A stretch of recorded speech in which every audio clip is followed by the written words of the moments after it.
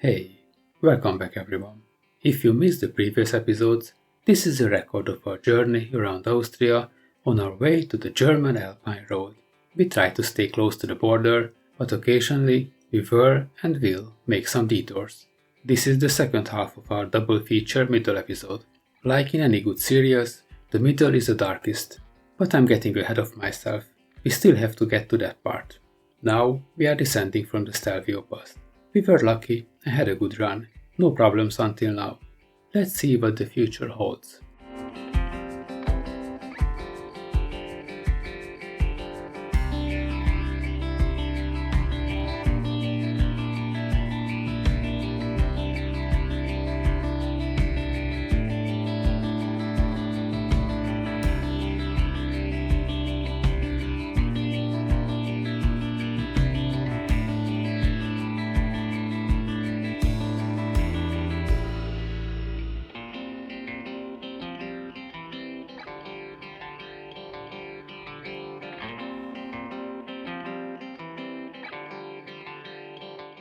When we rode this road for the first time ages ago, we went south from here, through Passo Gavia to Lake Garda.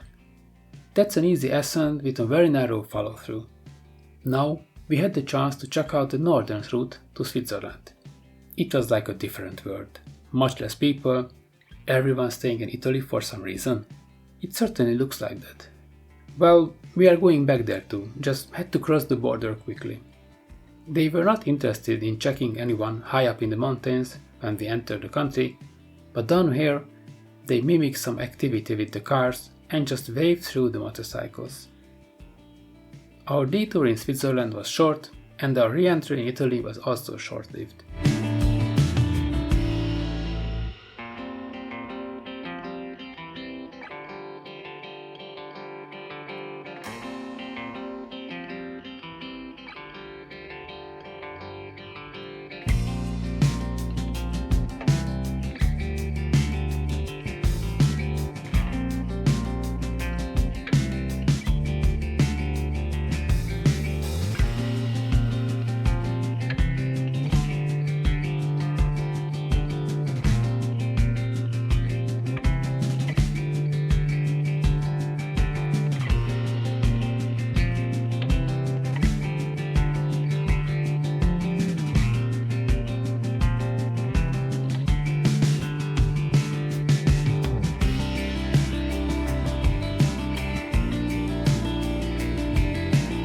After returning, we almost immediately turned north to get back to the Austrian border.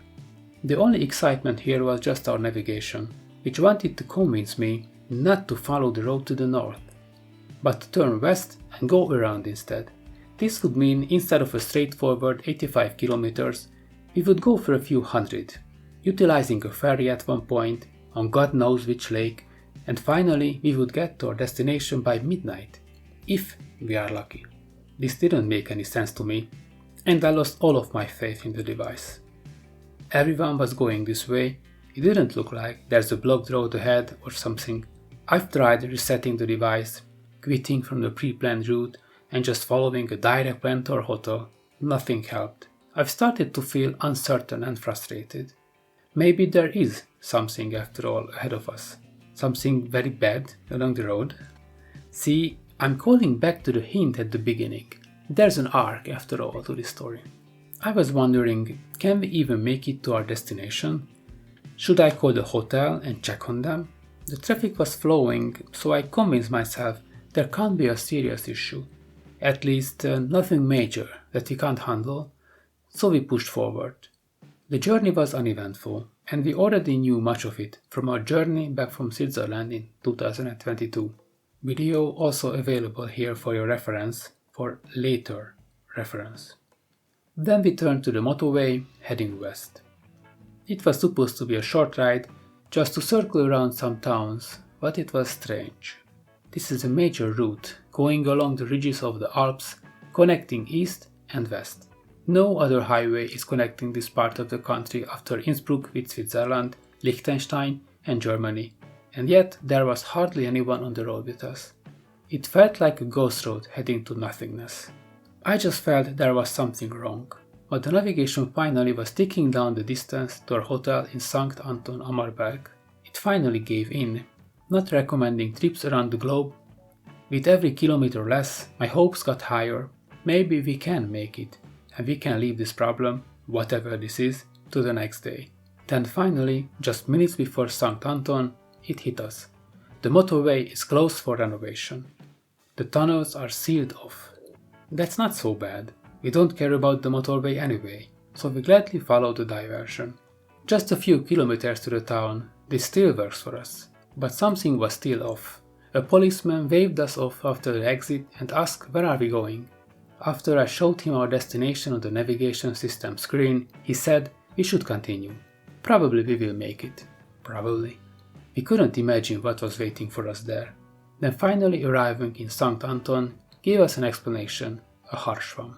At the next police blockade they told us there's no going forward after this. The road is completely blocked. But we can at least reach our hotel if we go through the middle of the city along the pedestrian zone.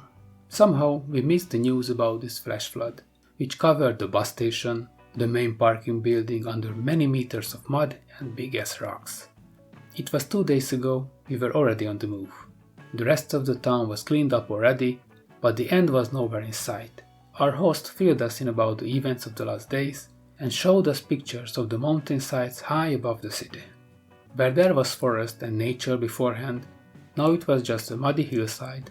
The water and giant rocks wipe out everything. That's why it couldn't soak in the water and slow down the downpour. The usually calm stream stepped out of the riverbed violently and brought huge rocks and mud along. The unlucky ones, being in its way, got erased to the ground or covered in thick mud. We walked around after settling in, trying to avoid being a disaster tourist, but couldn't help myself. I've never seen firsthand the result of such a violent act of nature, so this is the downside of living in the mountains, unsettling. As we have learned, the road going forward is open for the general public till 7 AM. After that, only the trucks hauling the mud and rocks back to the nature can use it. Since I'm not seeing us getting up at 5 AM, we will have to find a detour to continue our journey. But that's tomorrow's problem.